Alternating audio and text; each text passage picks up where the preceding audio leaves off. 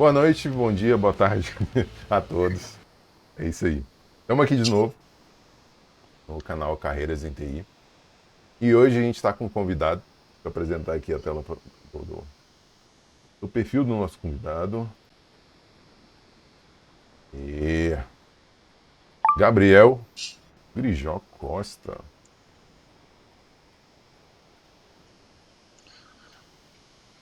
Fala pessoal, bom dia, Esse é o boa perfil tarde, do boa Gabriel. noite.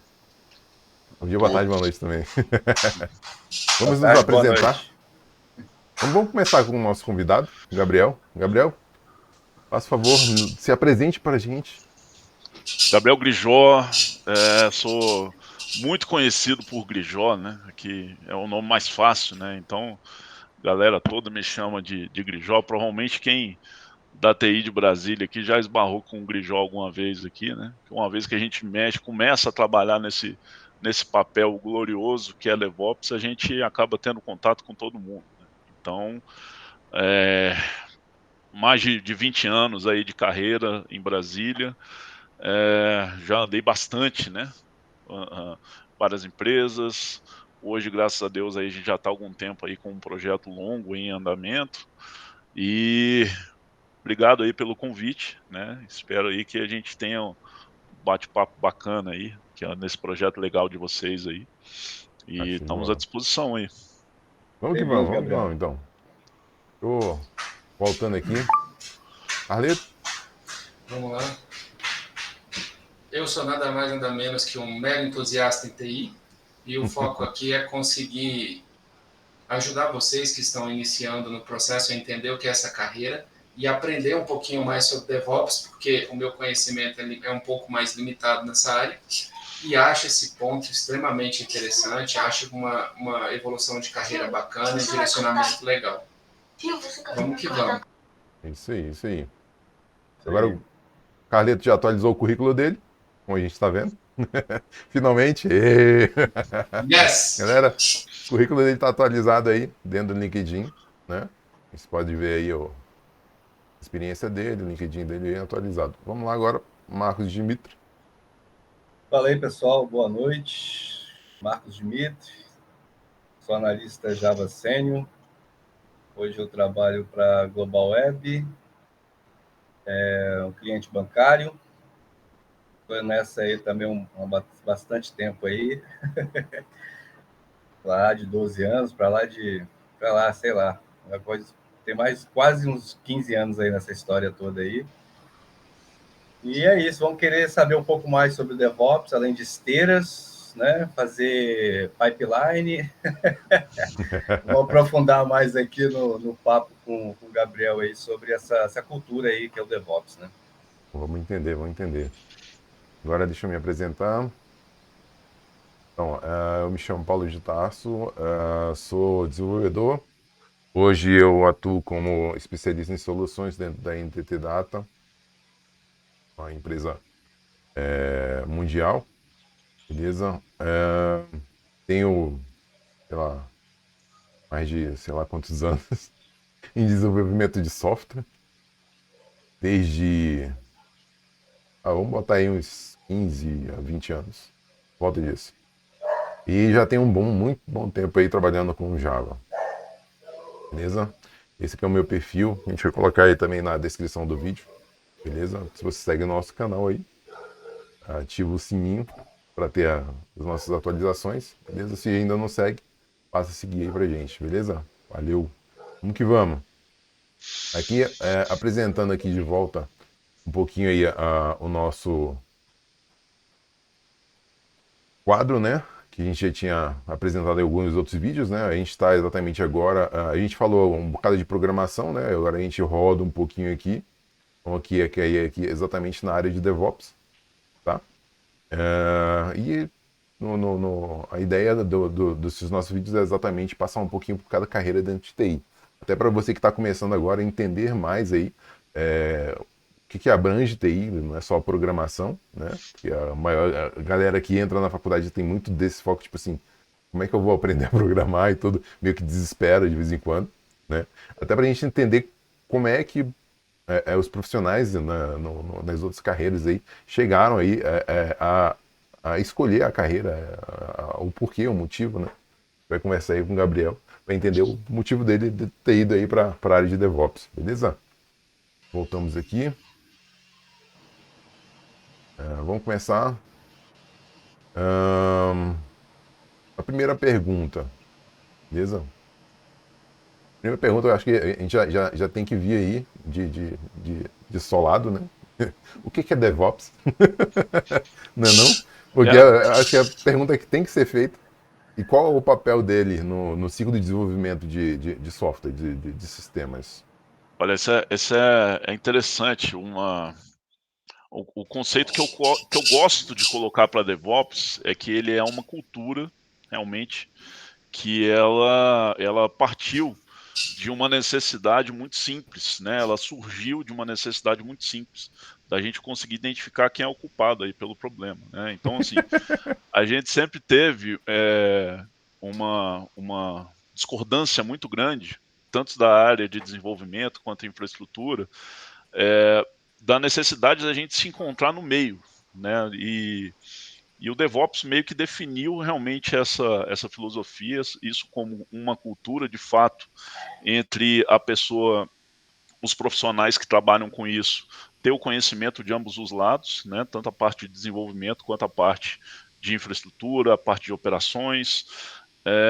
E isso acabou se tornando um perfil, né? Uma vez que o próprio termo foi estabelecido, né, em uma palestra e acabou realmente pegando, né, da gente entender que de fato a gente precisava de ter alguém para essa integração acontecer, né? Então esse conjunto, né, que a gente tem de skills, ferramentas e processos é o que a gente chama de DevOps, né, que onde você realmente precisa de ter uma visão completa tanto do fluxo de desenvolvimento de software inteiro quanto a parte de operações inteira, né? Passando pela parte tanto de implantação, quanto de controle, quanto de monitoramento, parte de dados, né? Isso é realmente é um conjunto de skills que a pessoa acaba tendo que ter, o profissional precisa ter para trabalhar se dizer, né, DevOps, sem você largar de mão, sem largar a mão do volante da parte de desenvolvimento, né? Hoje a gente sabe que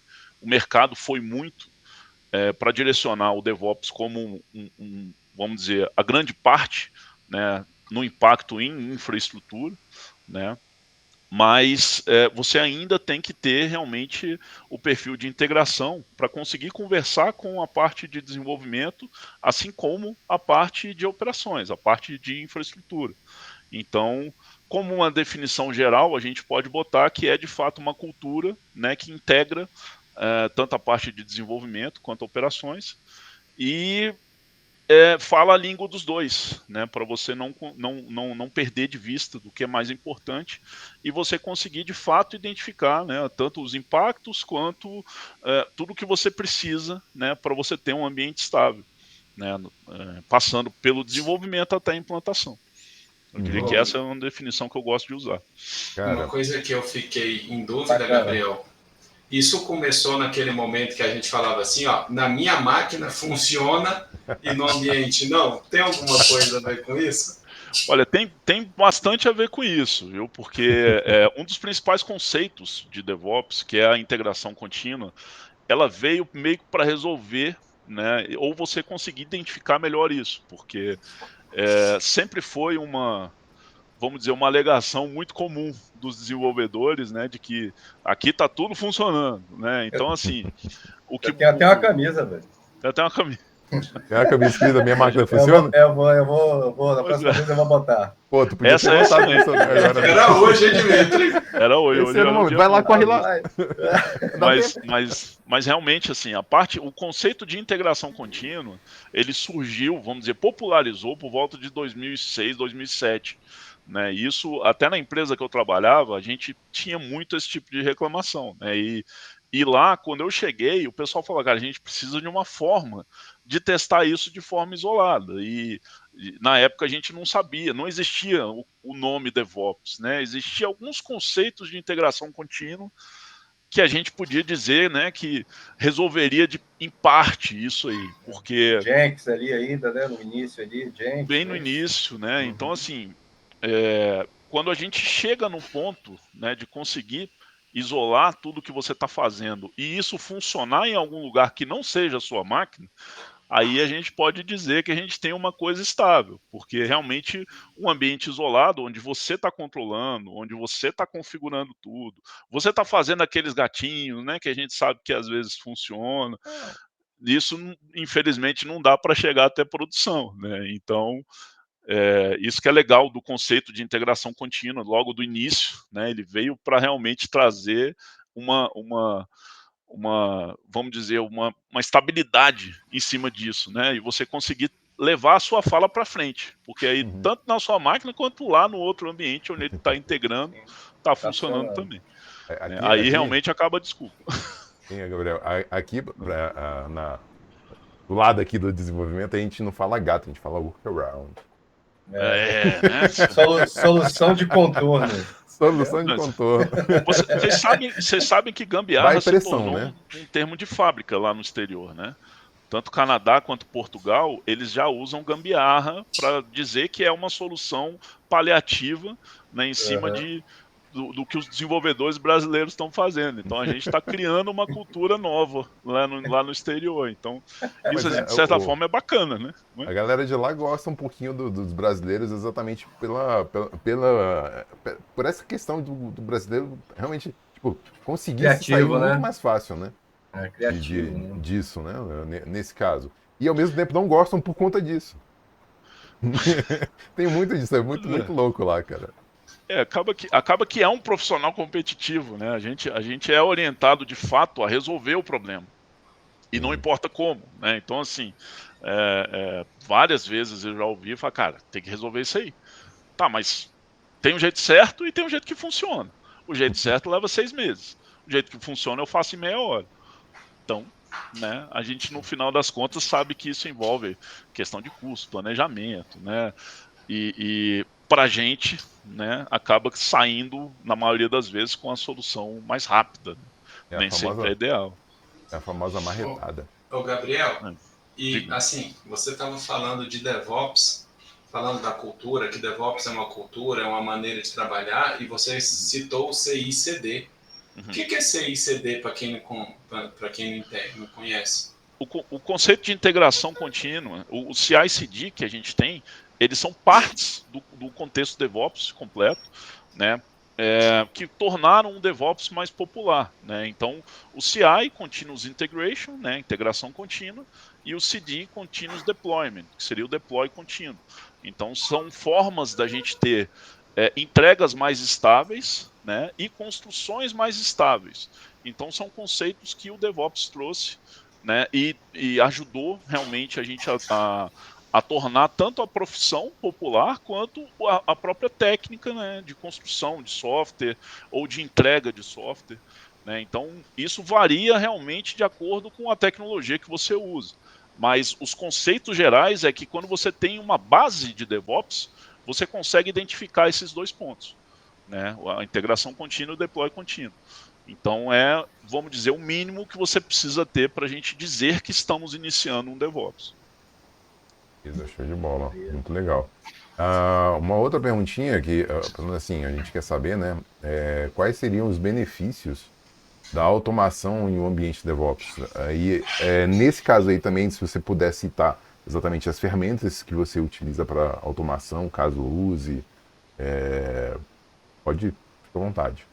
Olha, um conceito, por exemplo, que o DevOps traz, quando a gente fala de automação, é que a gente sempre tem que procurar automatizar tudo que a gente consegue. E a gente, quando fala desse ponto da automação, é exatamente tirar o braço humano do meio da conversa. Exatamente porque a gente sabe que a gente comete erros, né, de uma forma que às vezes não intencional, né, às vezes eventualmente você está com prazo corrido ou você está iniciando numa determinada tecnologia. E isso é exatamente o ponto que a gente fala sobre automatizar tudo que for possível. Então, especificamente quando a gente pensa nessa porção da integração contínua, entrega contínua, O que a gente tem, de fato, é uma necessidade da gente tornar um ambiente padronizado e estável, né? Então, para quê? Para que quando você receber, vamos dizer, um desenvolvedor novo, né, aquele camarada que ainda não está 100% integrado com essa tecnologia, você não precisar de que ele, de fato, faça manualmente tudo, né, para ou ter uma entrega ou ter uma versão criada, né, isso para aplicação. Então, assim, hoje a gente tem o passo de automação como sendo o principal ponto aí do DevOps, né? Isso tanto para a parte de entrega, tanto para a parte de desenvolvimento, quanto a parte de operações. Tudo que a gente precisa, a gente tem que tentar ao máximo fazer automação. No nosso caso, especificamente, a gente trabalha com uma das ferramentas de automação mais populares do mercado open source, né, que é o Jenkins. Essa ferramenta é muito usada pela maioria das empresas, ela suporta qualquer tecnologia que a gente tem hoje, ela integra com qualquer ambiente, né? Então, parte cloud, parte on-premise, tudo que a gente precisa de fazer a integração, o Jenkins tem essa possibilidade. Existe um equivalente pago dessa ferramenta que nós, enquanto empresa, estamos trabalhando também, que é o Bamboo, uma ferramenta da Atlassian, que faz essencialmente a mesma coisa de alguns formatos diferentes, né? Por ser pago, tem alguns recursos a mais, tem suporte, todos esses itens. São ferramentas muito comuns, né? Quando a gente fala de mercado tanto nacional quanto internacional. Então, assim, Uhum. o Jenkins, que é o mais utilizado, que a gente tem já a nossa pipeline de entrega contínua e deploy contínuo já há algum tempo, a gente trabalha basicamente lá, tanto com controle de ambiente, configuração de ambiente, né? A parte de construção de software, toda a nossa está em Jenkins. A gente tem várias linguagens lá de uso, a gente tem Java, a gente tem Node, a gente tem Spring Boot, a gente tem Angular, né, para interface, a gente tem Python também. Então, assim, qualquer linguagem a gente consegue fazer as automações que a gente precisa. E o ponto de automação é o maior benefício que a gente pode colocar que a filosofia DevOps traz para a gente. Exatamente porque a gente sabe que, em termos de configuração de ambiente, às vezes a gente tem esse pequeno passo aí de customização local, né, que podemos dizer assim, que o desenvolvedor acaba fazendo para a coisa andar melhor. A gente pode resumir é que, em termos de benefício, é claro, um dos grandes benefícios, na parte de automação, outro benefício que a gente vai ter, controlar o processo inteiro, né, tanto da parte de gestão de configuração, até a nossa entrega de monitoramento e identificação do que está sendo valorado ou não. Isso é um ponto, por exemplo, que é muito subestimado no DevOps, hoje no mundo todo. A gente consegue usar a filosofia para a gente perceber o que está sendo mais de valor que o nosso software está sendo mais utilizado, por exemplo, pelos nossos clientes, né? O que a gente está tendo de maior impacto? As ferramentas que a gente tem para monitoramento hoje, elas conseguem permitir que a gente chegue muito mais rápido no problema final. E isso são conceitos, obviamente, de DevOps aplicado, né? Mas a gente não está falando necessariamente de que o DevOps trouxe isso, mas a gente sabe de que o DevOps ajudou isso a melhorar. Então, assim, o conceito, por exemplo, de ferramenta APM acabou surgindo, mas já de uma necessidade de um ciclo DevOps de monitoramento mais detalhado. Então, hoje, com uma ferramenta de APM, a gente consegue chegar até na classe que está dando problema. O que é APM? APM é Application Performance Monitor. É uma ferramenta de monitoramento de performance. Então, assim, a gente consegue de fato usar uma ferramenta APM, uma das mais comuns que a gente tem hoje é o Dynatrace, por exemplo. É um pouquinho cara, mas ela vale muito a pena, principalmente para quem tem uma necessidade de resposta rápida. Então, eu, por exemplo, como trabalho em um banco, né, a gente precisa identificar o que está impactando, né, às vezes uma lentidão, às vezes um problema negocial, e a gente usa uma ferramenta APM para conseguir rastrear aonde que está de fato o problema, né? Então isso favorece de fato, né, a gente resolver os incidentes de forma mais rápida. E isso veio de uma necessidade que o DevOps trouxe, da gente melhorar as nossas ferramentas de monitoramento. Porque o monitoramento, apesar dele ser uma porção final já da operação, você tem que ter a parte de desenvolvimento envolvida também, porque a gente sabe que são responsáveis, às vezes, tanto por causar quanto resolver o problema, né? Às vezes o desenvolvedor vai ficar bravo porque eu falar que ele está causando problema, mas não estou dizendo que isso é proposital, tá, gente? Isso acontece, né? No desenvolvimento de software, vamos dizer, todo mundo gera bug, né? Mas no final das contas, a gente precisa de ter as áreas integradas. E assim, o conceito de DevOps é integração. Então, o legal, o bacana dessa cultura é exatamente que você tem que ter alguém com esse perfil integrador, né? Isso foi Antigamente, essa questão exatamente de busca de bugs, de observabilidade, era tudo baseado em, traz o log do servidor. Antigamente era só isso, cara. Você não tinha quase nada de ferramentas, não tinha muito para onde recorrer, né? Era realmente, tipo, o erro ocorreu quando? Ocorreu ontem, 10 horas da noite, por exemplo. Ocorreu porque aí foi aberto o chamado, reclamação e tal, não sei o quê. E o desenvolvedor, o que a gente vai fazer, né? O desenvolvedor vai lá e chama o cara de in e fala, eu preciso dos logs do servidor, para poder olhar.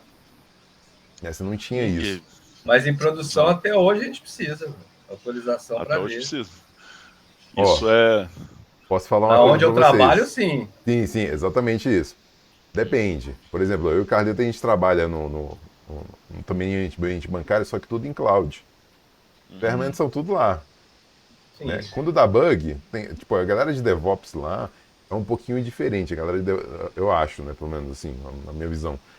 Eles trabalham também nisso, mas muito mais assim, dando suporte para manter as coisas no ar. Caiu um servidor, o cluster deu problema. O cluster deu problema, tá estourando a quantidade de arquivos do EC2 e tal, não sei o quê. Tipo, eles também trabalham com isso, né? E lá, por exemplo, a gente também tem a ferramenta de Dynatrace. E traz pra gente, a gente consegue enxergar ela. A gente não precisa ficar pedindo mais. Não só o Dynatrace, tem tanto o Dynatrace quanto o próprio Elasticsearch. Então, dependendo do time, um ou outro. Um ponto que você falou, Gabriel, que eu achei legal, é que você falou assim, na cultura DevOps, usando CI e CD, a gente integra as aplicações. Então, você integra Node, você integra Java, você integra .NET, você integra Python, Angular, Python. Você cria essas integrações. Aí, o que me virou como dúvida? Já que você cria esse tanto de integração, para você criar essas integrações, você tem que conhecer todas essas linguagens, ou existe uma linguagem que interfacia toda essa sua comunicação para poder fazer essa integração entre esses ambientes diferentes? Olha, o ideal, né, realmente, quando surge uma necessidade nova, a gente acaba tendo que se tornar, vamos dizer, um pouquinho especialista, né? Não vou dizer muito, porque apesar de ser meio contraditório, né? Mas eu, por exemplo, quando comecei a mexer com Python, que foi recente, eu não entendia muito bem a parte do controle de dependências. E eu tive que aprender, né? Você tem realmente que entender, porque como a gente controla tanto a configuração do ambiente, como a parte de configuração de container, realmente você precisa, de fato, ter, no mínimo, uma base sólida, né, do que a linguagem proporciona, pelo menos enquanto estrutura, né, de criação lá dos executáveis, dos binários, do que for. Então, assim, de fato, você precisa de ter alguma noção, né, mas não é uma noção avançada. Por exemplo, a gente precisa ser capaz de identificar quais são os problemas inerentes ao desenvolvimento ou a ambiente, por exemplo. E isso você precisa realmente ter uma noção avançada do ambiente e uma noção pelo menos básica, né, da linguagem. Então, é muito comum, né, nesse momento, da gente ter um apoio maior das equipes, né, que trabalham, dos arquitetos, desenvolvedores. Na parte de criação, por exemplo, das esteiras, a gente acaba no começo, de fato, tendo esse encontro, né, realmente você ser o especialista da ferramenta que faz a automação, e aí você pode usar uma linguagem para automação, né, que eventualmente vai de fato buscar de encontro, né, ao que a linguagem precisa para ser construído. Então, assim, é mais comum a gente ser especialista de fato na automação do que na linguagem, né, mas a gente tem que ter uma base muito boa da linguagem, uma vez que, como eu falei no começo, é muito comum você ser o cara que é o culpado na hora de um determinado problema. Então, realmente, você tem que ser o cara também que sabe, né, aonde que você vai indicar que está a solução. E isso, obviamente, parte do princípio de você... Hoje, por exemplo, se a gente fosse falar do Jenkins, o Jenkins eu trabalho com uma linguagem de automação que é Groovy, uma linguagem Groovy para script. Eu tenho chamadas em Shell dentro dele, eu tenho chamadas de outras tecnologias dentro dele, mas essencialmente é um Groovyzinho, é uma linguagem basicamente baseada em JavaScript, né? Então, o que, que eu preciso? Eu preciso de saber funcionar aquilo ali dentro do Groovy. Mas se ele me der um output dentro de um Maven, por exemplo, dentro de um pipe, eu preciso saber o que é aquele output para eu poder direcionar onde é que está o problema. Se é dentro da configuração do meu servidor ou se é dentro do código da pessoa. Então, é realmente assim, a gente, enquanto DevOps, a gente acaba acumulando de fato muita função, né? E às vezes, né, a gente precisa realmente discutir, vamos dizer assim, uma solução técnica que a gente não está de fato tão acostumado, né? Mas morando dentro do que a gente precisa para fazer o software funcionar, eu realmente não preciso ser um especialista da linguagem, né? Porque eu sei o básico, né, para aquilo ali funcionar. O que acontece dentro da linguagem está com o desenvolvedor.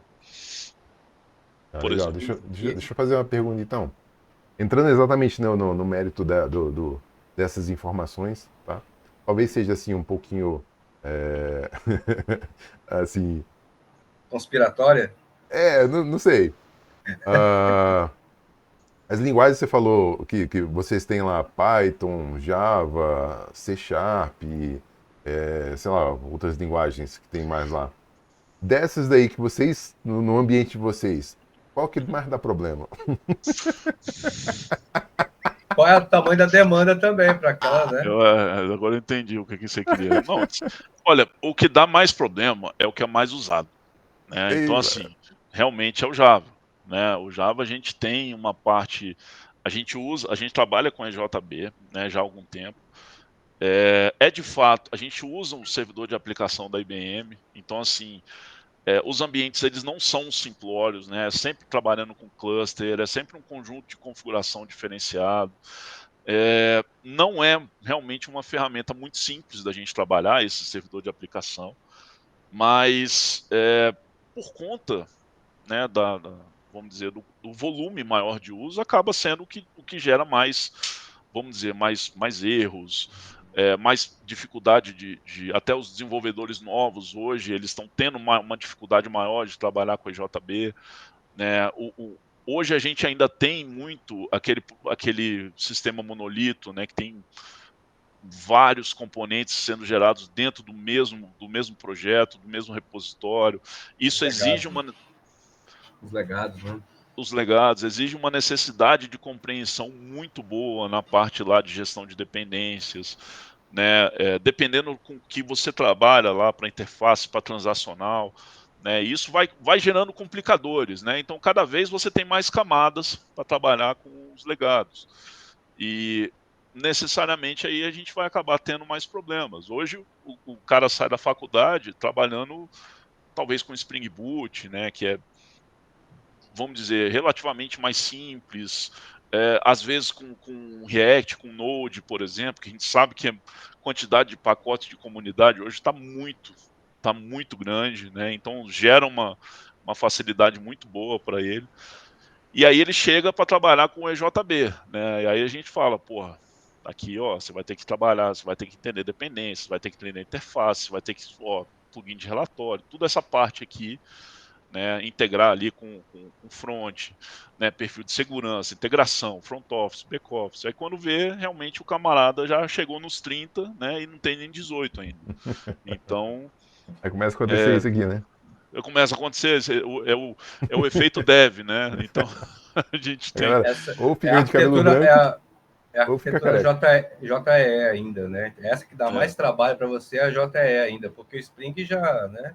Ele não precisa tanto, ele não precisa usar o JB, por Hoje, exemplo, né? hoje em dia, com Spring Boot, velho, você tem aí um salto grande aí, exatamente para a ideia do microserviço, saindo da ideia de monolito, né?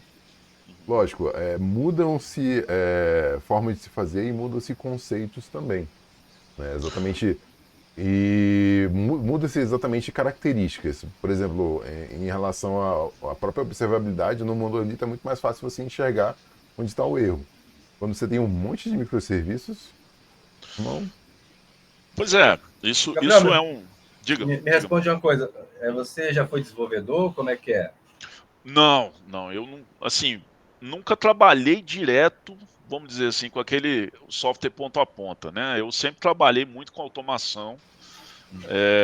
A minha carreira inicial, eu sou base de infra mesmo.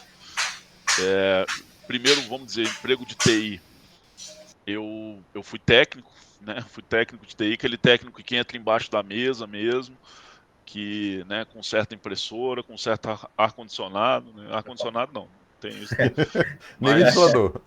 nem ventilador, né? Já me pediram para consertar um rádio relógio uma vez, cara. Aí, Toda a parte de Essa eu nunca suporte tinha ali, visto, né? não. parte de suporte. E aí quando eu comecei Conta, a conta um pouco trabalhar, pra gente um pouco como é que foi essa sua história e essa sua andança aí até chegar onde você está hoje, assim, para o bacana. pessoal começar a entender como é que foi a sua trajetória. Pois é, o legal, assim, eu comecei a trabalhar. Quando eu estava como técnico, eu estava fazendo faculdade de análise de sistemas, né? E eu estava procurando uma forma de entrar em uma empresa que tivesse, de fato, uma fábrica de software, né? Que eu conseguisse, de fato, na época, eu pensava em ser desenvolvedor, né? Eu estava estudando para isso. O pessoal me entrevistou na época para ser analista de requisito, né? E no final das contas eu caí na infra, porque o pessoal precisava de alguém com experiência em infra. Mas quando eu cheguei na infra, a primeira coisa que eu fiz foi, de fato, começar a mexer com ferramentas de gestão de mudança. E a gente sabe que ferramenta, né, nenhuma ferramenta chega para a gente e a gente usa ela do jeito que é, né? A gente sempre faz alguma customização, a gente sempre tem que colocar alguma regra de negócio, né? E foi exatamente para isso que eu entrei, né, na infra. Eu trabalhava com as automações, na época era em Basic, né? A gente fazia os gatilhos, né, o que a gente precisava de fazer de automação, de chamar uma determinada mudança, fluxo, né, a gente fazia tudo em Basic e ferramentas da IBM, né, que a gente conseguia. Fui entrando em gestão de configuração na época. E como eu estava com o ambiente, a gente tinha, vamos dizer assim, uma porção de SRE, né, no caso, a gente cuidava tanto dos ambientes, ferramentas de gestão de configuração, ferramenta de gestão de mudança.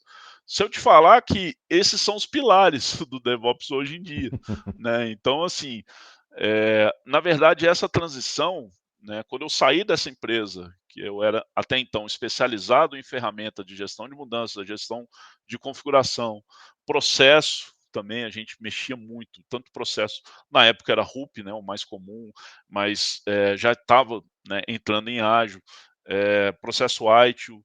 Então, quando eu mudei, eu já fiz uma transição para trabalhar dentro de uma fábrica de software, já exclusivamente com a porção de entregas, né, que é um passo, né, uma porção do DevOps. E aí, dentro dessa empresa, eu fui realmente desenvolvendo o lado do DevOps, até que, de fato, eu me tornei um DevOps, né, por um contrato que precisava de ter uma experiência e eu era o único em carteira que eu tinha essa experiência que eles consideravam ser DevOps. Era uma formalidade do contrato, né? Não era nenhuma questão assim de eu ter o melhor currículo. Então, acabou que nesse momento eu me converti. Isso faz, vamos Ok. dizer, 7 anos, né? Agora E você tá com DevOps.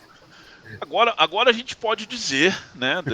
Vamos dizer, os últimos 6 anos que eu tenho na carteira que eu sou de fato um analista DevOps, né? Mas a minha porção de entrada, por exemplo, no mundo de desenvolvimento, até o ponto que a gente pode dizer que a gente consegue conversar de igual para igual com o desenvolvedor, ela passa muito mais pela experiência de implantação, né? Porque o desenvolvedor, quando ele chega, ele tem a noção de código, mas ele não sabe como ele vai implantar isso dentro do ambiente, né? E isso também não é uma ofensa, tá, gente? Não é uma briga, isso é uma naturalidade. O cara, quando sai da faculdade, ele não sabe o que ele vai fazer com o software dele, né? Ele aprende lá a fazer, vamos dizer, uma calculadora, beleza, ele tem um jarzinho ali, ok, o que eu faço com esse jar? Eu mando para alguém, né? Como é que eu publico esse cara dentro de um site, né? Como é que eu vou mostrar esse cara para o mundo? É aí que entra, de fato, a experiência de implantação que ele vai ter só numa fábrica de software. E chegando lá, ele me encontra, né? Porque aí eu vou mostrar para ele como que ele vai implantar, como que ele vai monitorar, como que ele vai construir, né? Então, assim, hoje eu diria que 90% do meu tempo é meio que realmente tratando com desenvolvedores, né? A gente mostra de fato onde que estão os problemas, como que ele vai fazer para construir, como que ele vai configurar o sistema dele, como é que é a parte de container, como que ele trabalha com containers, né? Então, assim, o suporte, ele é uma grande porção do DevOps, né? Assim como qualquer área de TI, a gente tem suporte, né? Acho que, vamos dizer, até o gerente de projeto hoje em dia, ele tem que dar suporte para alguém, que normalmente é o cliente, né? Tem que mostrar fluxo, mostrar a coisa funcionando. Então, é, uma das coisas que sempre me atraiu, de fato, foi a mentoria, né? Dentro da TI como um todo. E acabou que culminou muito bem com essa necessidade do DevOps de você, de fato, acompanhar, né, as pessoas do início a fim do fluxo. Então, são soft skills, né, que a gente fala, que realmente o DevOps precisa ter, né? Tanto essa parte de você conseguir mostrar tudo o que precisa, quanto, e eu diria que até a maior parte, que é a paciência, né? Porque realmente você precisa de pegar uma pessoa que é crua, né, no que você já trabalha há anos, e fazer com que ela saia do outro lado, e mais ainda, que ela não volte para você. Porque senão Tem, você vai acabar de ganhar um filho realmente que você vai ter pro resto da vida. tem Então, aquela ideia, né, do desenvolvedor que tá começando, beleza, ele pega aquela orientação, né, tipo, o projeto está aqui, você consegue abrir ele na ideia desse jeito, você roda desse jeito e você consegue começar a codificar desse jeito. O ambiente, Beleza. montou o ambiente, No beleza. ambiente dele tá rodando, tá lindo. Enquanto não estiver dando problema, tá ótimo. E aí, como é que faz para rodar em produção, né? Quais são as informações que ele precisa ter para construir um bom software, para poder colocar algo em produção em relação à volumetria, em relação realmente a robustez do software, né? Coisa que eu Como acho que que. seria essa escalabilidade hoje, né? É mais um Exatamente. direcionamento de escalabilidade. Como que seria a Tra- escalabilidade nesse ambiente DevOps, por exemplo? Traz muito a questão da conversa, né? De quem está ali liderando o desenvolvimento junto com a galera de DevOps, né? Para entender exatamente de acordo com o negócio, o tamanho que aquilo vai dar, né? Chegou em produção, foi lançado, não vai dar problema, né? Mas, Exatamente essa pergunta, como é que você lida com essa questão de escalabilidade, esse bate-papo aí com essa galera? pois é, isso é muito, vamos dizer assim, eu diria que cada empresa tem a sua filosofia. No caso da nossa, a gente tem uma filosofia de mentoring muito forte, né? Então, assim, é muito comum, de fato, a gente acompanhar o software nascendo, né? Uma vez que ele é definido por quando a arquitetura é definida, a gente é envolvido, de fato, para até dar alguns conselhos sobre qual vai ser a melhor linguagem, qual vai ser o melhor ambiente, né? Como que vocês vão trabalhar dentro da integração contínua ali, o que vai ser a pipeline de fato do projeto. E a pipeline é um conceito muito comum que a gente tem, porque é exatamente onde a gente entra e sai com outro produto, né? Então, o que a gente precisa, de fato, de ter comprovado, né, dentro desse sistema de vocês, que é exatamente para ter a compreensão geral se está tanto de acordo com os padrões corporativos, quanto viável, né, para a gente colocar dentro do nosso DevOps. Então, assim, meio que cada empresa faz um processo diferente, né? A gente trabalha muito com o mentor e a gente trabalha muito perto das equipes.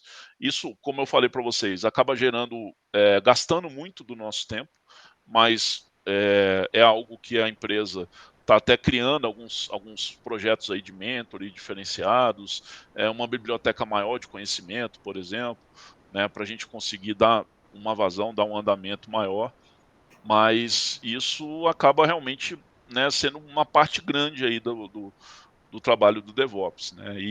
E você tem que saber falar a linguagem da pessoa, tanto técnica quanto cultural, né? Então, às vezes, realmente, você pega uma pessoa que está muito nova na área e não tem não conhece termos como pipeline, termos como dependência, né? Como, você vai ter que configurar o teu XML, você tem que ter hierarquia, você tem que ter os parent, né? Então, isso realmente muda bastante como a gente fala com um e com o outro. Mas você tem que realmente saber falar a linguagem deles. Nossa, show de bola. E por que você resolveu trabalhar com DevOps? Na verdade, Não eu foi meio uma que fui. escolha? Eu Foi não meio que ele, diria. Você foi chegou meio, a comentar, né? Mas foi meio que ele falou ali, né? Foi chegando e ele É, eu bateu fui, nos eu peitos. fui, eu fui empurrado, né? Vamos dizer assim. A primeira empresa que eu trabalhei, ela era uma empresa que ela trabalhava muito com consultoria dessas ferramentas que eu falei para vocês. E na época a gente não tinha um especialista. Então, a primeira coisa que o diretor da empresa fez, por exemplo, quando me contratou, foi dar um manual desse tamanho, assim, e falar: estuda esse manual aqui, ó. Semana que vem eu quero ver o que você sabe. E primeira experiência em fábrica de software, primeira experiência com um ciclo mais complexo, eu falei, tá bom, vamos ver o que eu consigo. E aí eu acabei realmente, né, gostando do conceito. Eu não conhecia uma ferramenta de gestão de mudança, eu só tinha trabalhado com CRM como usuário até então. Então, achei muito bacana a parte de desenvolvimento dentro da ferramenta. E aí, em termos de 3 meses, eu estava tirando a minha primeira certificação nessa ferramenta.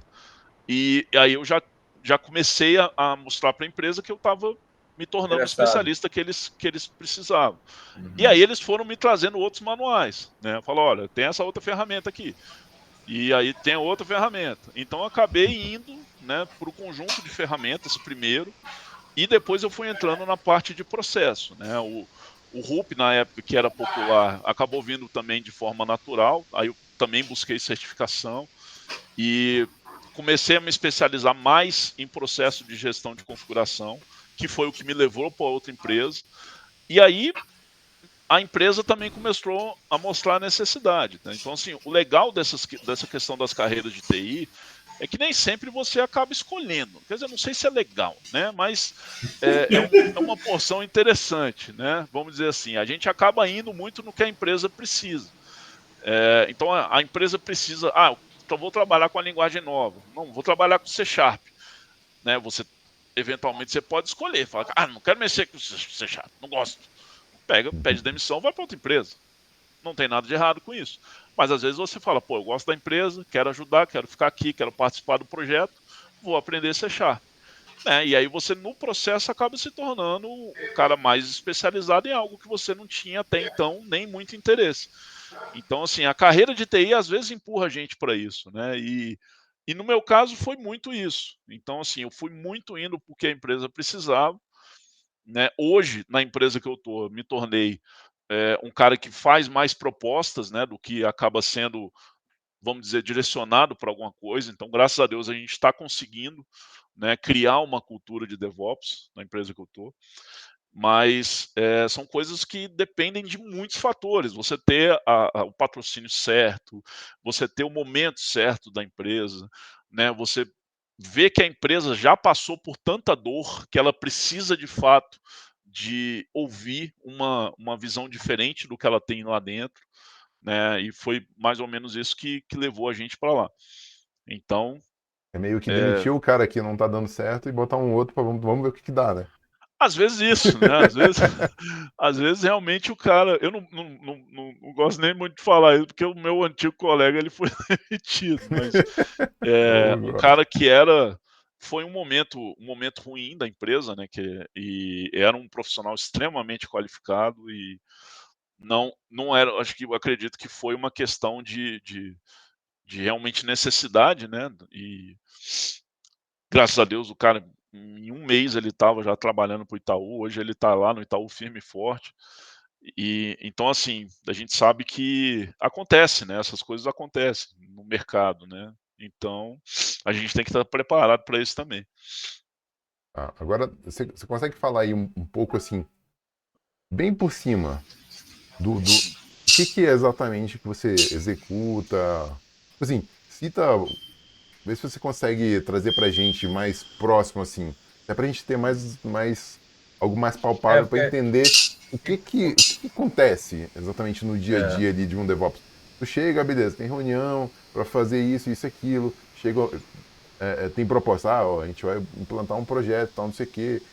Qual seria a proposta para poder implantar, ó, em qual servidor? Como é que funciona exatamente isso? Olha, Pensando como um leigo, assim, alguém que está ouvindo esse cenário de DevOps, uma pessoa de fora, ele vê o DevOps muito numa visão gerencial, assim, gerencial, processos, aderir os processos à empresa, etc. Mas ele não consegue ver como é que é a aplicabilidade de colocar, digamos, essa visão empresarial na TI. Como é que eu desenvolvo uma solução que gera essa aplicabilidade? Então, acho que essa linha ela é mais abrangente assim, para quem está começando. olha, vou dar duas respostas, tá? Vamos dizer, o nosso dia a dia hoje, como eu falei para vocês, muito é da parte de apoio ao desenvolvimento. Eu diria que vamos colocar uns 70% do meu tempo. Os outros 30%, né, tirando a parte de participar de reunião, que realmente é bastante, mas vamos dizer, fazer definições, né, do processo, tanto para o conjunto de ferramenta novo, quanto para tecnologias novas, e nesse caso aí já entra a segunda parte. Quando a gente quer começar, né, uma utilização nova, tanto de tecnologia, né, pensando mais na parte de tecnologia, porque o projeto acaba se aproveitando muito do que já existe. Então, vamos dizer, se eu já tenho lá uma base de configurações onde eu vou criar um projeto novo, mesmo sendo EJB, por exemplo, que já é uma coisa consolidada, a gente já tem tudo configurado, já tem os ambientes, já sabe como é que vai fazer de fato uma implantação nova, hoje a gente tem uma automação que vai lá e cria a base toda. Né? O que a gente precisa? De ter a comunicação com as equipes que não estão envolvidas nos pontos de automação. Então, eu tenho, por exemplo, criação de banco de dados hoje. Não, infelizmente não está automatizada, é parte do processo que eu tenho que direcionar a equipe para fazer isso. Mas eu entrego para ela o ambiente. Eu falo, olha, você vem aqui, eu vou criar um projeto novo. Eu crio para você toda a parte de integração contínua, toda a parte de gestão de configuração, gestão de repositório, gestão de deploy contínuo, a configuração dos projetos nos nossos sistemas internos, e eu entrego para você falando, agora você precisa do seu banco de dados e você precisa de desenvolver o seu código. Só isso. Né? Então, vamos dizer, a nossa base, a base do nosso trabalho está realmente em criar, quando a gente está falando de novos projetos, em criar tudo o que ele precisa para esse projeto andar. Né? Tanto a parte de repositório quanto a parte de ambiente. Uma vez que isso tiver produzido, pronto, entregue na mão das pessoas, a equipe vai desenvolver e vai passar para a parte de implantação que já foi criada no momento que ela solicitou para a gente. Isso tudo faz parte de um processo automatizado, graças a Deus. Né? Porque realmente, antigamente, era muito trabalho. Você tinha que ir em cada ferramenta e fazer, de fato, uma construção. Na segunda parte se a gente tiver, de fato, uma necessidade ali de fazer um acompanhamento ou não junto das equipes, a gente também vai trabalhar isso. E aí entra, de fato, aquela, vamos dizer, a gestão da continuidade do negócio. Né? De fato, a gente precisa de estar acompanhando até a parte de implantação e produção em alguns cenários. Né? Mas quando a gente mostra para as equipes que eles conseguem fazer as implantações sozinhas, eles acabam não precisando da gente. Né? Eles só vão precisar da gente na parte de troubleshoot, né? Que também acaba sendo um pouquinho grande, né? Mas isso se dá pelo tamanho, pela quantidade de projetos que a gente tem. Então hoje a gente, vamos dizer, tem mais de 1.500 projetos em andamento simultâneo. Então vocês imaginam que uma equipe por exemplo, com 6 pessoas, acaba gastando a maior parte do tempo para dar um apoio dentro desses projetos, né? Então, eu diria que realmente isso é o nosso cotidiano, são as duas porções, né? Imagina 6 aqui, pessoas para dar conta de por volta de 1.500 projetos. Cada projeto com pelo menos ali uma equipe de 8, talvez. Pensa. Para conhecer todo mundo. Isso como eu, por exemplo, eu sou o cara mais antigo da equipe, muita coisa acaba caindo no meu colo. Mas o que a gente tem feito, de fato, é um trabalho muito forte de difusão de conhecimento, né? Então, se Deus quiser, eu vou tirar minha férias tranquilo aí que está chegando, né? Mas é algo que realmente é até, vamos dizer, dentro da TI a gente sabe que a gente tem às vezes esses pontos, né? Então vocês que são profissionais sêniores, vocês são pessoas que se tornam de fato referências no que fazem. E aí as pessoas vão procurar vocês, é natural, né? Então muita gente acaba me procurando e eu acabo direcionando já para outras pessoas, né? Visto que as soluções hoje estão mais difusas aí dentro da nossa equipe, graças a Deus, né? Mas durante um tempo, eu acabei ficando sozinho. Aí vocês imaginam como é que era o caos, né? Aí realmente eu dormia muito pouco, né? É um pouco desesperador esse tipo de situação. Acho que isso acaba sendo numa mesma visão aí de tipo assim, você tem uma equipe tocando um projeto, esse projeto está sendo desenvolvido, vai ter um tempo ainda para desenvolver e de repente você se vê sozinho como o único desenvolvedor na equipe, né? Acaba, acho que no mesmo cenário, só que talvez um pouquinho pior pro seu lado. Eu fiquei curioso, fiquei curioso aqui, porque vocês dois estão mexendo mais com a parte de cloud hoje, né? Uhum. Eu estou dentro de um banco, então lá não tem cloud, né? Então a gente só vê a parte web ali, agora os aplicativos. Como é que o DevOps encaixaria com o cloud? Eu estou fazendo uma pergunta muito, muito louca, ou era possível isso acontecer? Não, é uma pergunta, acho que interessante até de se fazer, né? Olha, onde é que podia? Porque hoje o pessoal da cloud está todo mundo ali, né, na panelinha deles ali. Como é que seria isso? Será que era possível? Como é que é? É porque assim, Marcos, isso é uma decisão muito, muito particular, né? Assim, eu entendo, por exemplo, que eu trabalho num banco também, e eu sei que existem ainda alguns preconceitos com cloud, principalmente cloud pública, né? Hoje a gente trabalha com alguns conceitos, com alguns clusters de cloud privada, né? Mas é óbvio que isso a gente tem alguns ganhos já a mais, mas a gente ainda está trabalhando com aquela arquitetura em loco, né? Aquela on-premise, por conta de algumas políticas que a gente precisa respeitar, principalmente com algumas preocupações de sigilo, dados de clientes, né? Realmente, algumas coisas eu diria que vão acabar não indo para a cloud. Mas o encaixe seria muito similar a gente ter uma infraestrutura administrada do jeito como é hoje. A diferença está que você consegue fazer uma manipulação muito melhor em cloud.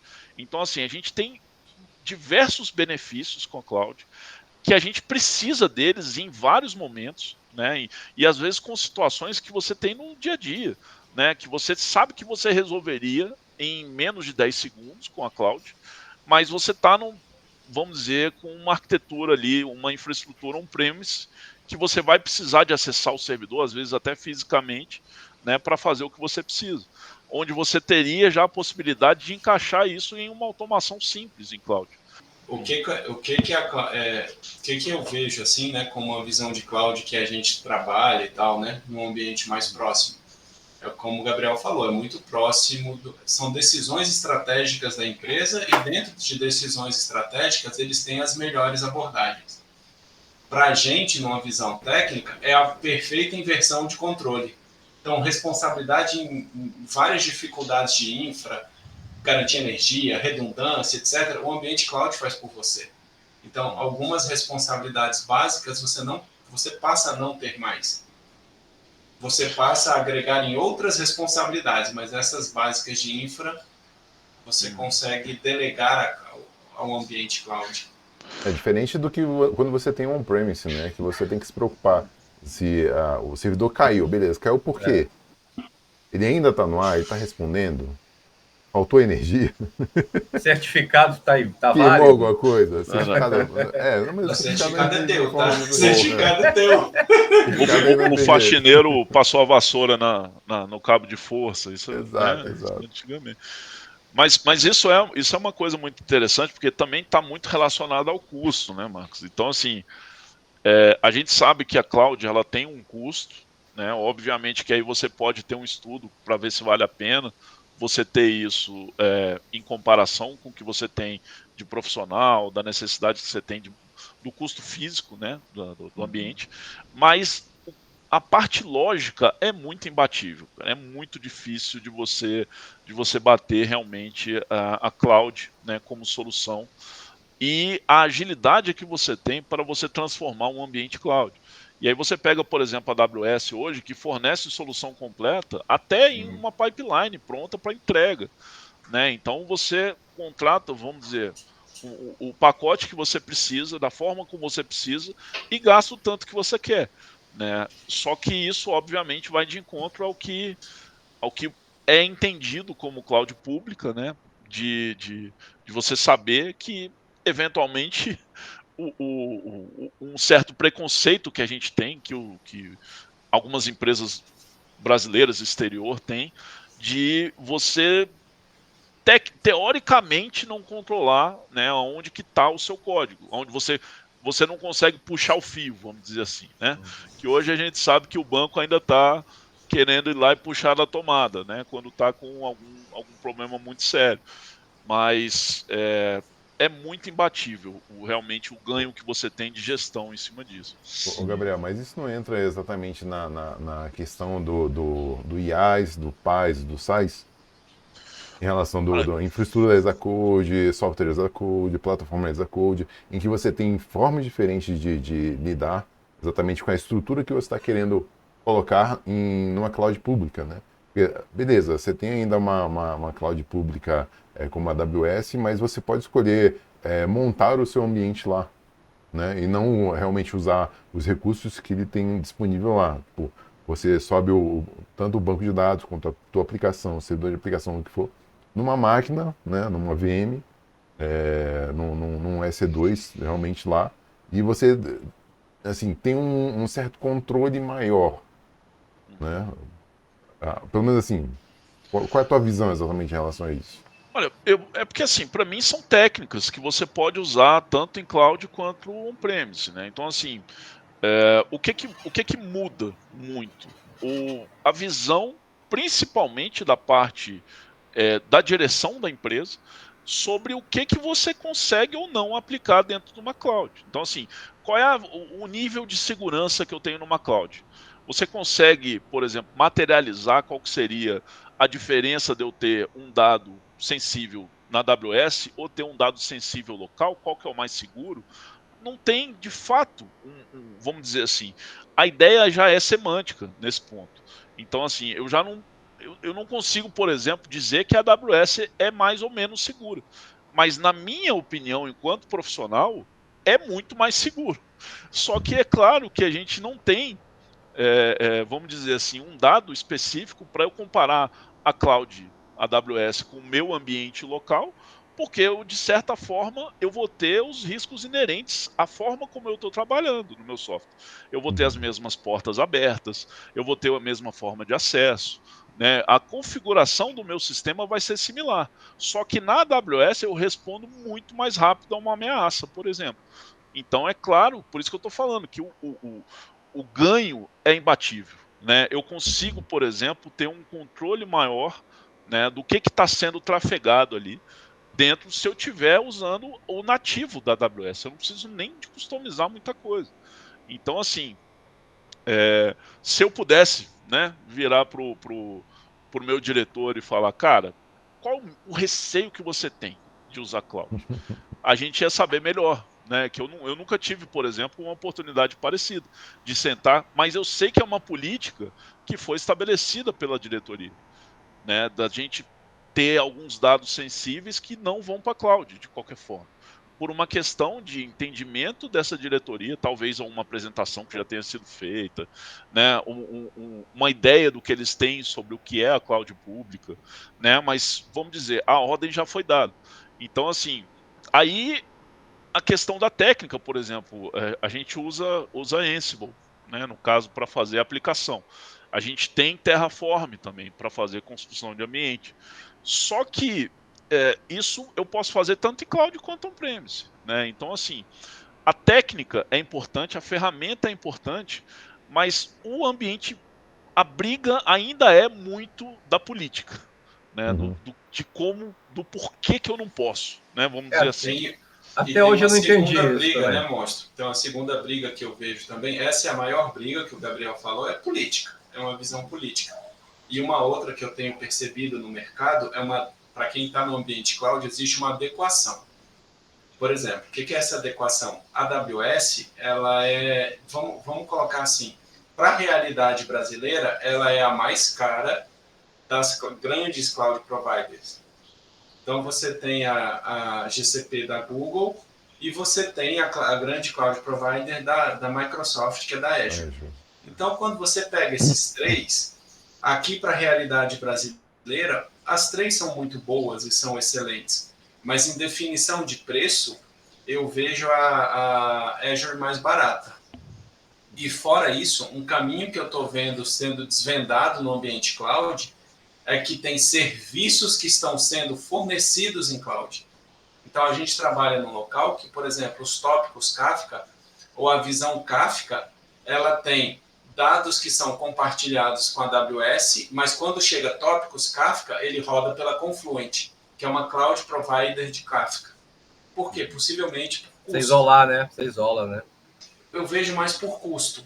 A AWS ela tem um leque de serviços. Às vezes os serviços de Kafka da AWS são mais caros que de uma Confluent que é específica para esse tipo de serviço. Então, Mas isso pode ser por questões políticas também uma forma de estratégia exatamente para isolamento. perfeito. Por quê? Porque é a mesma ideia de você não usar só uma cloud provider, e sim você espalhar vários pontos, né, entre vários cloud providers. Por exemplo, eu vou usar o Kafka na Confluent, vou usar a esteira ali na Azure, vou usar ali onde eu vou armazenar os meus fontes lá na AWS. Eu entendo sim e não, tá, Paulo? Porque se fosse no sentido de não, porque assim, faria sentido eu ter uma redundância do meu código em dois cloud providers. O meu produto rodaria na Azure, mas ele também rodaria na AWS. Só que aí na hora que eu tivesse um load balancer, eu apontaria para os servidores diferentes. Que aí eu teria uma redundância mais negocial, vamos dizer assim, sabe? E menos numa visão de infra. Mas vamos voltar aqui. Mas vamos voltar. Vamos, Acabou vamos- a... Mas vamos é uma parar discussão, é uma de discussão viajar um muito pouquinho. boa. É uma discussão válida, é uma discussão válida, porque em algum momento a gente vai ter que ir para algum desses lugares aí, né? É isso. O bacana que o Carlos falou sobre a Azure, a Microsoft ela está ganhando muito espaço por conta do preço. Né? Eu já trabalhei eles têm algumas ferramentas muito boas. Né? Essa solução deles, o Azure DevOps, é muito boa. E eles realmente estão conquistando muito espaço por conta do preço e de oferecer, na essência, o mesmo produto, de formas diferentes, um conjunto diferente. Né? E a AWS está perdendo um pouco de mercado no Brasil, né? Como você falou. Mas são produtos muito bons também. Show de bola. E aí? Mudando um pouquinho assim, mais uma piadinha. Você já foi chamado, né, do teu trabalho, ou por onde você já passou de o cara do TI? Algumas vezes, cara, algumas vezes. Assim, é mais no começo, né? Mais no começo. Acho que hoje em dia acaba não sendo muito comum, né? Você dentro vamos dizer assim, fazendo parte do ciclo completo de desenvolvimento, eu acho que esse termo ficou um pouco para trás, mas Antigamente sim, antigamente a gente tinha, quando era esse técnico de entrar embaixo da mesa, realmente era o cara do TI, assim, e eu achava bacana, eu achava legal, porque você se torna uma referência, né? Mesmo que, vamos dizer, uma referência ali. Eu já fui técnico, por exemplo, das redes Boticário, né? Então, assim, eu era o técnico de todas as lojas de Brasília. Então, nesse caso, era o cara do TI, até porque eu era um dos poucos homens que trabalhava no Boticário, né? Então, assim, era só um técnico para todas as 20 lojas que tinham da rede. Então, nesse caso, o Mandaram você trocar pessoal, alguma vez o ar-condicionado? olha, no Boticário nunca aconteceu, não. Na verdade, Ah, você é o na homem da época, TI, arruma meu ar-condicionado aqui, moço, por favor. pois é, era muito comum. Na verdade, era tudo, né? O cara da TI mexia com toda a parte ali de caixa, de ATM, de tudo, assim. Então, a parte de link, de comunicação. Então, realmente, era muito comum, se tinha uma luzinha que piscava, era meio que minha, né? Para resolver, né? E, mas o ar eu não me lembro aqui de nenhuma oportunidade, assim, mas quando eu saí um pouco da área de infra, eu ainda tinha muita impressora para consertar, né? Muita gente conserta a minha impressora. Isso aí eu acredito que vocês também.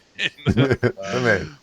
Mas conserta a minha impressora, porra, instala o Windows para mim, formata minha máquina, né? Isso aí são coisas que da carreira de TI, né? Mas como é que você não sabe instalar o Windows? Porra, você não é de TI, né? Pô, não faz sentido na cabeça, né? Ô, Gabriel, Ah, uma outra pergunta aqui que eu quero puxar está relacionada agora exatamente a estudo, ah, beleza? Aqui pra gente, como desenvolvimento, né, desenvolvedor de software, a gente tem algumas bíblias aham. para poder estudar. E para DevOps também tem? Cara, Bíblia. Bíblia é um termo muito forte. É, Mas eu diria assim, tem umas livros de referências boas, referência. né? Você tem, por exemplo, tem um livro que é de um grupo nacional, que é o Jornada DevOps, que é muito bom, traz muitos conceitos de DevOps, a parte de ferramentas, de utilização, né? É um livro conhecido, né, entre os devopeiros, vamos dizer assim, né? Porque existe até grupos de discussão, existe fórum de discussão. O pessoal que escreveu o livro, né? Um cara que eu conheço, que é o Antônio Muniz, conheço assim, né? De vamos dizer, ter já trocado uma frase ou outra, né? Então a gente diz que é íntimo. Ele é um cara antigo de TI, né? Um cara muito preparado para DevOps, para conversa de DevOps, de filosofia, de cultura. Então, um livro que eu recomendaria seria o Jornada DevOps, né? Que é um livro nacional, muito bacana, vende em qualquer lugar, tem na Amazon. E um outro livro que eu acho legal também da gente, enquanto DevOps, ter como referência, eu acredito que vocês conheçam, que é o Projeto Fênix, né? Que ele traz um case muito bacana, né, exatamente sobre uma realidade muito similar ao que a gente vive, né, de projetos de alto custo com tempo baixo, né, para desenvolver. E é muito legal. Eu diria que foi no começo, né, da minha transformação, foi um dos livros que eu tive contato e realmente me ajudou a trazer alguns conceitos interessantes. Então, esses dois livros, o Jornada DevOps e o Projeto Fênix, são dois sensacionais aí de uso, que têm ganhos muito bons para DevOps. Né? O Jornada DevOps eu diria que um pouco mais, porque ele fala muito de ferramenta também, né? De uso de ferramenta, qual ferramenta para qual parte do ciclo DevOps. Né? Então, muito bacana ele. Recomendo bastante para quem tiver interesse de conhecer. Aí. Pô, show de bola, muito bom, cara. E para você, se alguém quiser, por exemplo, eu quero trabalhar com DevOps, né? O que que a pessoa tem que saber? O que que a pessoa precisa, assim, Ixi, de básico Que para é ser o considerado pré-requisito? alguém de DevOps? Pré-requisito para entrar na área, É. vamos dizer assim. olha, eu acho assim, eu vou fugir um pouco a norma, né, de ferramenta, tecnologia, técnica e processo, e eu vou dizer que o cara tem que ter um perfil integrador.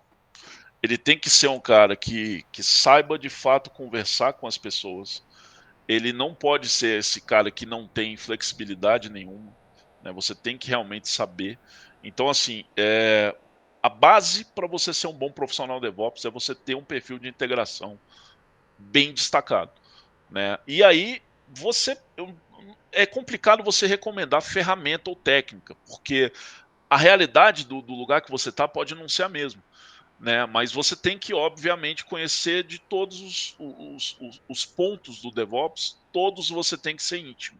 Você tem que saber o que é uma ferramenta de gestão de demanda, o que é uma DLM, o que é uma ferramenta de log, o que é um servidor de aplicação, e aí você aplica isso, né? Então você tem que realmente chegar, entender de um determinado conjunto tecnológico, pelo menos a nível de conceito, né? Isso tudo que eu falei, você tem que saber os conceitos básicos, e a prática vai dizer qual é o nível de profissional que você vai se tornar, né? Porque você vai realmente chegar numa empresa que eu sempre trabalhei com Jenkins, né? Estou trabalhando agora com Bambu. Eu vou chegar numa empresa que pode estar usando o Git CI, né? O GitHub Actions. Eu sei dos conceitos que eu estou trabalhando, mas eu não sei da ferramenta. Então eu preciso me tornar íntimo da ferramenta. Aí eu Será? sou, nesse caso, uma aposta da empresa, né? Porque se a minha experiência está diferente do que ela precisa, quer dizer que ela confiou em mim para mexer com aquela determinada ferramenta. Eu, enquanto DevOps, eu tenho que me adaptar à realidade da empresa, né? Aí eu posso trazer a minha experiência, né, para dentro do que a ferramenta trabalha. E isso é legal porque a gente acaba trabalhando com um conjunto muito grande de ferramentas. E às vezes a memória, né, dá uma falhada para uma ou outra. É por isso que a gente também se transforma em especialista em ferramenta, né, que foi mais ou menos como eu comecei minha carreira ali. Legal. E você acha que alguma empresa ainda usa o Hudson? Eu, eu acho que a Oracle internamente, né, como eles compraram, né, vamos dizer assim, quando eles compraram, que criou de fato a segregação do que era Jenkins, do que era Hudson, ele foi criado o projeto Brent, né, Jenkins, e foi disponibilizado para o mercado Jenkins. Internamente, eu acredito que eles ainda devam usar alguma coisa, mas vamos dizer, o que o Jenkins se tornou é difícil a gente fugir dele, né? Então, assim, por mais que seja um orgulho de ser, não, a ferramenta é nossa, proprietário, o Hudson sempre vai ser nosso. Mas a gente sabe o que o Jenkins se tornou e a facilidade que a gente tem para trabalhar com o que a comunidade desenvolve. Então, é o mesmo princípio que a gente tem com o Git, por exemplo, né? Se você pegar que o Git foi criado para você controlar as versões do Linux, e aí você apareceu depois o GitHub, apareceu depois o GitLab, apareceu depois o Bitbucket, todo mundo usando o Git, ninguém mais usa Git puro, essencialmente, né? Você trabalha hoje com GitLab, trabalha com GitHub. É muito melhor, né? Você trabalhar com uma ferramenta mais complexa, né? Uhum. Mas Pô, é show de bacana bola. também. O Git a gente quer até montar aí mais pra frente aí uma outra playlist, né? Só para falar sobre a parte mais técnica, né?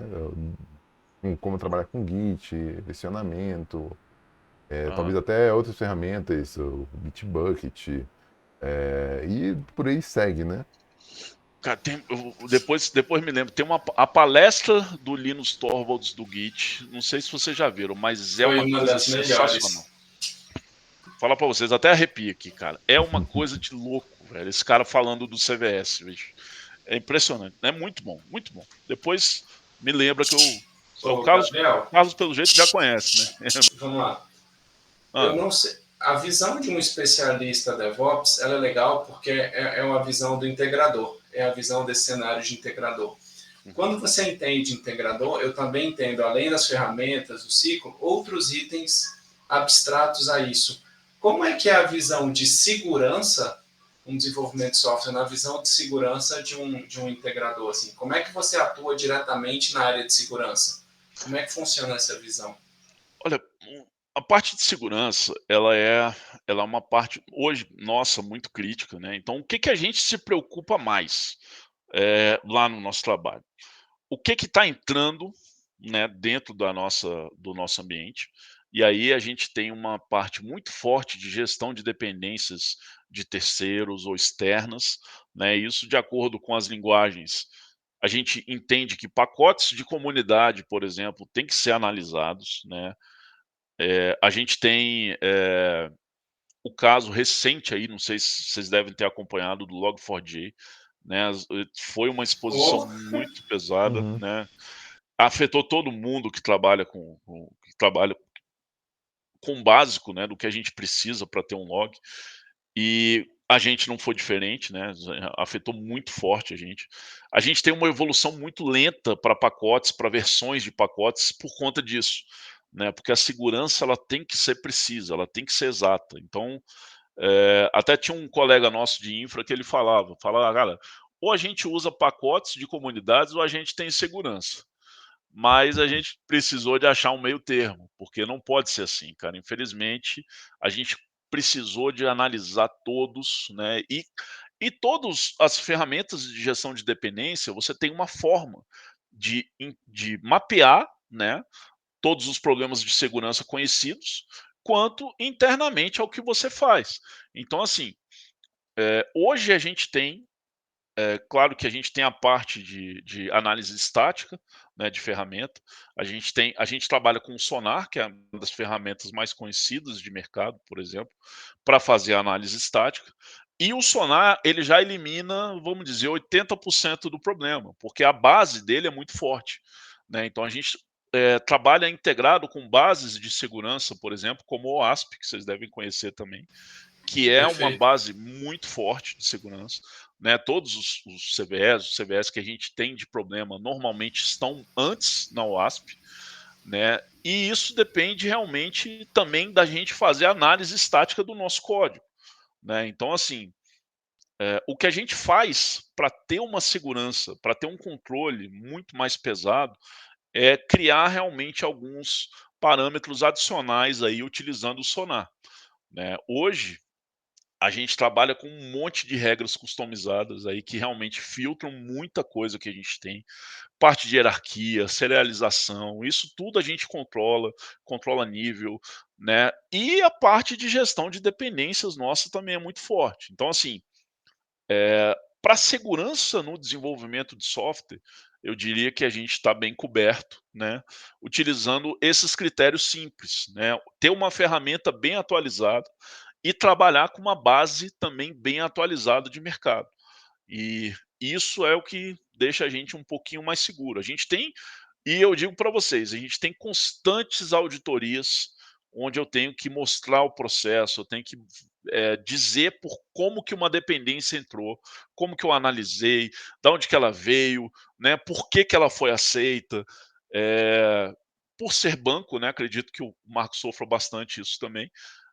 Às vezes eu até fico um pouquinho irritado, é onde o ponto da minha paciência fica um pouquinho esgotado, né, que às vezes 2 vezes por semana eu tenho que entrar em uma reunião e explicar para alguém por que que eu autorizei uma determinada dependência, né. Mas a gente tem um trabalho forte, né, essa parte de controle, a gente tem um processo muito sério e a gente faz realmente com bastante cuidado. E a nossa área de segurança, por exemplo, também participa dessa validação, né, então a gente tem a validação em par, né, tanto da nossa parte enquanto arquitetura, quanto a segurança de fato analisando a porção que eles precisam, de dar o respaldo. E A só assim visão, que a por gente exemplo, libera. e a visão de um pentest seria, no caso, a equipe de segurança. Então, eles trabalhariam na visão de pentest e vocês de vulnerabilidades, ou as bibliotecas de vulnerabilidades, ou ASP, etc. Exatamente. A parte de pentest fica com eles, né? Hoje eles inclusive mandam constantemente para a gente também análises de determinadas situações identificadas que a gente tem que de fato atuar na solução. E às vezes, né, de hoje para ontem, né? Aquele velho prazo que a gente já conhece, né? Então, assim, a gente está bem acostumado com esse tipo de prazo por trabalhar com banco, né? Para evitar que esse tipo de coisa chegue de fato, né? Na produção ou que aquilo ali seja explorado de alguma forma.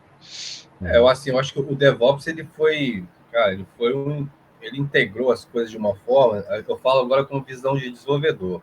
Uhum. Para mim é muito bom, porque tá tudo ali. Eu tenho meu repositório ali, eu tenho um ambiente que eu posso subir, então eu vou lá, faço as minhas pipelines, meus releases, subo, né? Como desenvolvedor, eu acho que foi um negócio bem bacana que foi feito. Você acha que tem algum pulo aí mais para frente, no sentido de que vai ter mais integração ainda, de mais ferramentas no lado que nosso aqui, do lado do desenvolvedor, vendo lá a interface de vocês e fazendo o processo que a gente precisa fazer todos os dias, praticamente? Olha, acho que tem alguns pontos que dependem muito da gente ter uma evolução de fato em algumas ferramentas. Mas eu, por exemplo, hoje, uma das coisas até que me atraiu para a empresa que eu estou hoje é porque eles estavam dispostos a fazer um investimento grande em você ter a ferramenta DLM, né, não vamos falar o nome porque ela não está patrocinando a gente, né? Mas tá bom. uma ferramenta DLM central onde a gente conseguisse acessar só ela, né? E aí você, desenvolvedor, você teria duas interfaces, né? Você tem a ferramenta DLM, que é onde você faz a sua build, você faz o seu deploy, você faz a sua integração contínua, deploy contínuo, e você tem a sua IDE. E ali é onde você faz o seu código, testa o seu local. O resto todo você tem uma interface única para fazer. Então, assim, esse ponto, ele às vezes é difícil da gente encontrar. Então, hoje, por exemplo, a gente está evoluindo vamos dizer, 5 interfaces diferentes, que a gente tem o GitLab, a gente tem o Nexus, a gente tem o Jenkins, a gente tem o Sonar e a gente tem uma ferramenta interna nossa lá de cadastro de projetos, que são as que o desenvolvedor trabalha, para trabalhar só com a IDE dele. O ideal é que você diminua realmente o conjunto de ferramentas que você trabalha para tornar o seu trabalho mais simples e mais agradável, né? Então, assim, o que eu sempre quis fazer? Você trabalhar de fato com essa interface única. Isso foi o que me trouxe, né, para a empresa que eu estou hoje. Eu falei, pô, eu tenho a oportunidade de fazer isso. E eu acho que seria bacana a gente chegar nessa evolução. O que seria o ponto principal para mim? A gente conseguir ter de fato só uma. Só o meu ADLM ali eu já consigo desenvolver. Já é a minha IDE. Eu não preciso de mais nada, né? Então, assim, se a gente conseguisse chegar num ponto desse, seria bacana.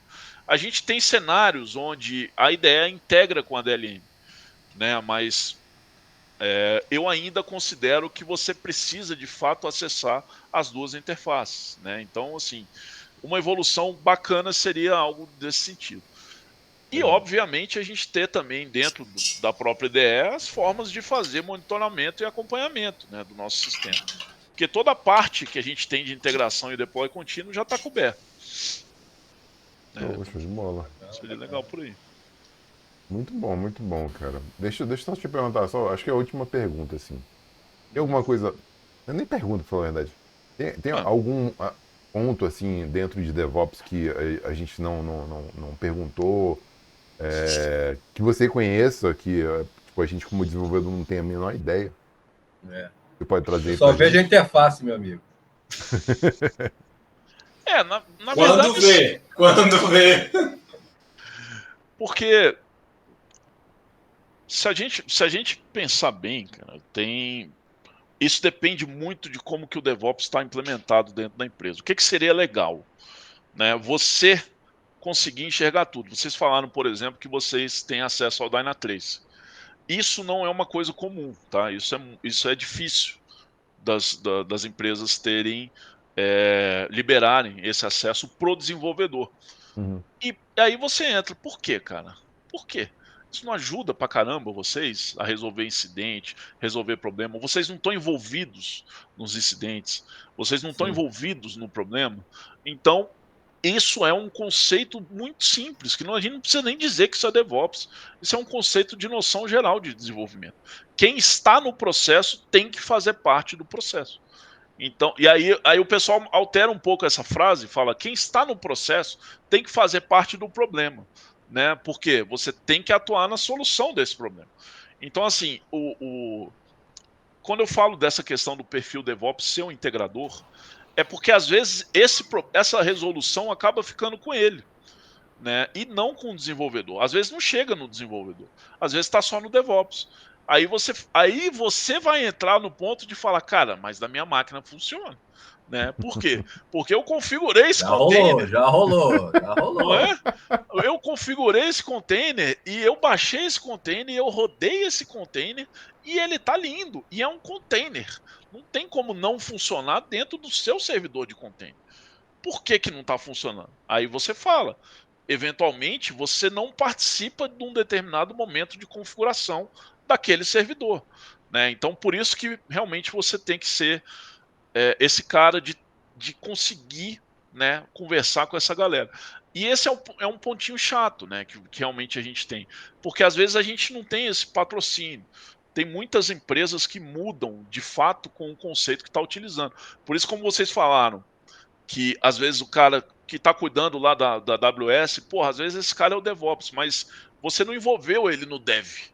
Você só está envolvendo ele no Ops.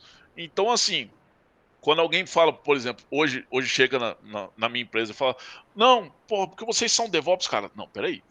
A gente ainda não é o DevOps. A gente vai se tornar um DevOps. Então, assim, eu sou um pouquinho chato nisso, de falar que a gente ainda não tem o DevOps. Porque o DevOps, para mim, é tudo, cara. É tudo. A gente tem que ter a visão completa da coisa. E se a gente não tiver essa visão, a gente continua segregado. E não é DevOps. Segregação não é DevOps. Então, um dos pontos aí que vocês também podem falar é, se você chegar no cara e ele cuidar só do teu ambiente, ele não é, né? Ele vai ficar chateado, mas você vai ficar, cara, você não é DevOps. Ou, você Vamos tá no carro conversar. errado. Né? Não, mas eu cuido das ferramentas de DevOps, tá legal. Então você é um administrador de ferramentas, você é um sysadmin. Que nem eu, por exemplo, eu administro Jenkins, eu administro GitLab, eu administro Sonar, Nexus, tudo que tem no ciclo de integração contínua e deploy contínuo. Então eu não costumo dizer assim que eu sou DevOps, né? Eu não cuido da nossa ferramenta de orquestração. Se eu cuidasse, aí eu já poderia até falar, né? Que aí faltava pouca coisa. Eu cuido do container. O container é a minha responsabilidade. Mas quando chega lá na ferramenta de orquestração e ela não funciona, aí eu viro pro cara e falo a mesma coisa. Eu falo, cara, minha máquina tá funcionando, irmão. Então é claro que a solução é conjunta, né? Mas a gente fala muito, né, sobre essa questão do perfil. Tem que ser realmente uma pessoa que saiba conversar com todo mundo, porque às vezes, cara, até você fala isso, né? Então é muito comum. Gabriel, e agora, assim, para a gente começar a fazer o ciclo do fechamento aqui, Uhum. o que você diria para um garoto que está começando agora, está lá na faculdade, sonhando em ter uma área que a gente já está aí há tanto tempo? O que você aconselha para essa molecada aí em relação à tua área aí? O que você diz para essa molecada? Qual que seriam mais ou menos os passos que eles poderiam começar? Eu diria corram para as montanhas, cara, corram, né? Mas não. Montanha Linux, montanha Cloud, essas montanhas assim? Assim, eu diria o seguinte, cara, você tem que focar muito no skill que você tem. Então, eventualmente, uma pessoa que gosta de desenvolver, gostou da ideia do DevOps, que é realmente você trabalhar com toda a parte, né, do ciclo de desenvolvimento de software, você precisa entender principalmente de código, né, e depois principalmente de ambiente, de como que eu aplico esse código dentro de um ambiente. E aí você tem as técnicas que você precisa aprender. Eu gostei do conceito de integração contínua. Então você começa a estudar o que é o conceito de integração contínua, como que eu aplico isso num conjunto de ferramentas mais usado do mercado, né? Faço uma POCzinha local, começo a fuçar. Uma das coisas, por exemplo, que eu esqueci de mencionar, você tem que ser o fuçador, né? O perfil do DevOps, ele é muito fuçador de ferramenta, é fuçador de técnica, fuçador de linguagem, né? Por isso que, assim, às vezes o perfil é muito esse cara que entra embaixo da mesa, né? Porque é o cara que vai realmente caçar o problema até o ponto que ele não conseguir mais, né? Então, assim, o nível do profissional, o nível do DevOps, o cara tem que realmente entender muito dos processos, entender muito das ferramentas que ele trabalha, entender muito das linguagens que ele também vai trabalhar. Então, assim, se você quiser começar com DevOps, começa entendendo de uma linguagem, depois começa entendendo das técnicas, começa a estudar os conceitos simples de integração contínua, deploy contínuo, gestão de mudança, gestão de configuração, gestão de projeto. Aí você entra de fato em gestão de ambiente, né? Você ser sysadmin, linguagem, sistema operacional, servidores de aplicação, bancos de dados, você também tem que ter uma noção boa. Então, vocês veem que por que normalmente É, você não vê um DevOps júnior? Porque isso eu o ia cara perguntar, que existe o júnior, o pleno? Não, parece que não, né? existe para a empresa, né? A Entendi. empresa quer pagar eu mesmo já vi vaga de DevOps Júnior, a experiência, eu não servia para o conjunto de experiência que tinha. Entendi. Então assim, não é muito comum você ver um cara DevOps Júnior. Às vezes o DevOps Júnior é aquele dev que ele não está muito satisfeito só com o trabalho de dev e ele gosta muito da parte de infra. Então ele vai com a experiência que ele tem, trabalhar com o que ele precisa para fazer as automações, começa a entender de ambiente, começa a entender das integrações, e aí vai conhecendo a técnica, né? E aplicando de fato isso na realidade dele. Então, assim, é mais comum a gente ter na área de DevOps o desenvolvedor que realmente não se entendeu muito com a área de desenvolvimento, mas ele continua gostando, né, do trabalho e gosta muito da parte de implantação, né? Mas ele tem que ter essa característica de ser o fuçador. Se não tiver isso aí, cara, ele não vai ser um cara de sucesso no DevOps, né? Porque é como o Carlos tinha falado sobre o exemplo de uma linguagem que a gente não conhece. É muito comum, né? O Python mesmo chegou para mim, é claro que eu já tinha ouvido falar, mas eu sabia? Não fazia a menor ideia de como que Sabia como implantava. configurar esse cara lá no ambiente, né? E eu realmente tive que fazer. Para vocês terem ideia, até realmente algumas ferramentas em .NET chegaram para mim e eu nunca mexi com .NET. Então, assim, eu tive que me virar, tive que dar um jeito de fazer a implantação. Aí, nesse caso, a coisa não ficou linda, né? Mas funcionou, né? O famoso tá funcionando, né? Então, assim, é bacana, né? Isso é uma coisa que é legal dentro da área. Se você gostar realmente de trabalhar sempre com coisas novas, a área DevOps também é uma área muito atrativa para isso. Está sempre surgindo ferramenta nova, técnica nova, né? O IaaS, por exemplo, é uma coisa que não tinha muito tempo atrás. Essa área de integração com segurança. Hoje a gente já tem um monte de variante para DevOps, a gente tem DataOps, MLOps, o SEC mesmo foi integrado realmente ao DevOps já para a gente dizer que você trabalha com conceitos de segurança dentro do seu ciclo, né? Então você tem que entender realmente dessa parte de segurança de software também. Então assim, isso é muito legal, né? De você estar trabalhando sempre com coisa nova, né? O desafio de você acompanhar de fato as evoluções de infra, né? E vocês lembram que até pouco tempo atrás a VM era o que a gente tinha de melhor para a infraestrutura, né? E hoje é o que a gente tem melhor é a cloud. Então assim, isso vai de repente parar na cloud? Provavelmente não. A gente está entendendo que daqui a pouco vai surgir alguma coisa, por exemplo, com computação quântica que seja melhor. Mas, né, até lá a gente também vai trabalhando com o que tem de melhor do mercado, né? Então isso é o Perfeito, né? bacana, né? Legal. Vamos fechar então, cada um com uma frasezinha. Pensa aí numa frase aí pra falar sobre. A DevOps? gente do nosso lado aí, Vou falar falando pipeline. com DevOps. Fala aí, Dimitri. Pipeline quebrada, né?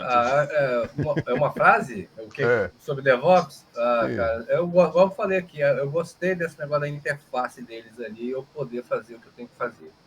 Eu poder ver o código, eu poder fazer meus commits e depois eu poder publicar no ambiente.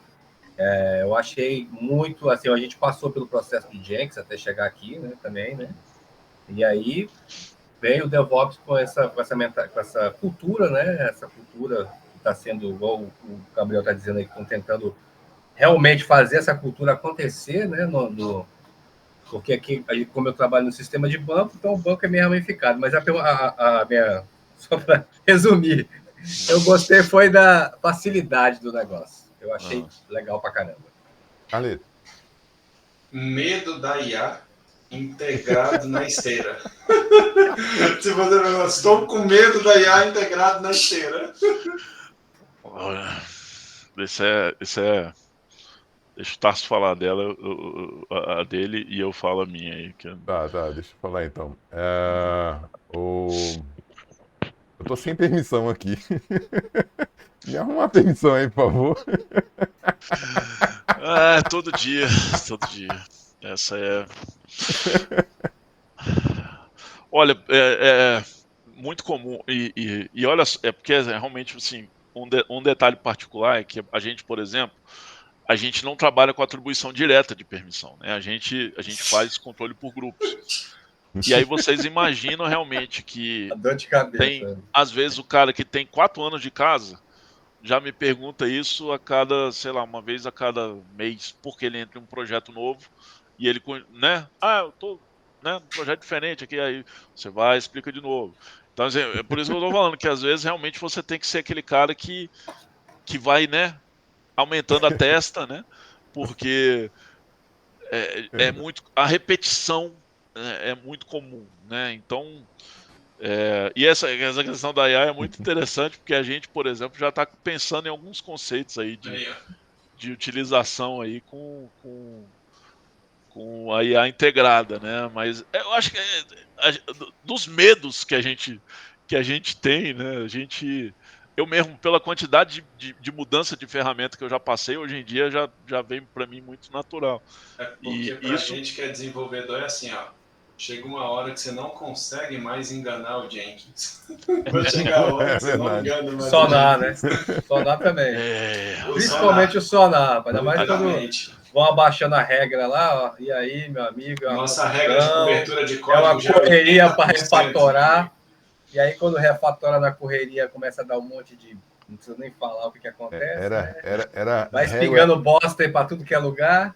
A regra de cobertura era 60%, era lindo, mas tinha gente que reclamava, aí foi para 70%, o pessoal começou a já não gostar, ficar incomodado. Chegou a 80%, já estava desespero total, cara. Agora imagina isso com o IA quando fala assim, ó, você está com códigos duplicados, você está melhor isso. Isso é até uma métrica que o Sonar até traz, né? Mas a gente ignora completamente, né? Porque realmente você pega um projeto aí com, sei lá, 400 mil linhas de código. 15 anos. Você tem, né, 10 anos de projeto. Aí você tem que realmente pegar esse código e botar aí no coverage aí de 90%, 80%, aí, amigo. Cagou tudo. O sistema vai parar, velho. Eu já falei.